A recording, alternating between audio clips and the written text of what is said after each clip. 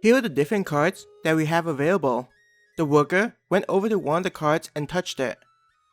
Depending on the size of the card, the price will increase proportionately.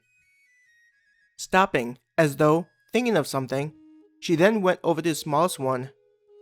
Tapping her hand on it, she said, "This one is probably good for your group and the type of monster you'd hunt." It cost 20 guild points. Ayaka looked at the sign. "That's correct," the dog-eared female worker said. "It'll hold probably around 50 horned rabbits and a few night wolves." Pointing at their group, "I wouldn't start hunting for those things yet. Just stick to horned rabbits or gathering material for now." Judging by the worker's reaction, she was likely worried that Ayaka's group would attempt to hunt night wolves. It was clear that the worker didn't believe that they were at the proper level and said it out of concern. Tanaka bowed her head. "Thank you for your concern. We have intentions of only hunting horned rabbits for now." The rest of them nodded their head in agreement. Remembering the experience of going against night wolves, Ayaka didn't want to deal with such higher level monsters quite yet.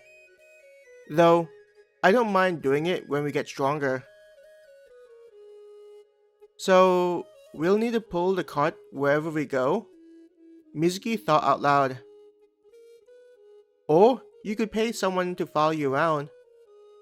It wouldn't be an official party, but there are some adventurers that offer up the service," the worker answered Mizuki. Ayaka tilted her head. Why would adventurers want to do that? She didn't see any real benefits from following other people and gathering the monsters they hunt. Oftentimes, a party will be busy hunting down the monsters, so it may not be efficient for them to take away precious time to gather the defeated monsters. The employee explained to them patiently. "At the moment, I wouldn't recommend such a strategy, but it's up to you. The rate that adventurers expect may be high based on your current finances." It was clear that the employee was well versed in how things worked inside the guild, meaning she knew that it was too much for them as new adventurers. The fact that it was their first time exchanging monsters added to point out their inexperience in the field. When you check out a cart, your account will begin being billed for the amount you owe to the guild. This allows you to take part in multi-day jobs without worrying about paying the rental fees. It's the reason why I recommend the smallest one, since you'll only need to hunt down 4 horned rabbits for the day. Based on what you bought, I think this is completely doable, the woman said to them. Turning towards what was behind her, the employee said, "This is the area that you'll put your cart into and unload the monsters you pick up. Typically, teams will have one of their members handle this part while the rest enter through the guild's main entrance." Ayaka looked at the large opening that didn't seem to have a door.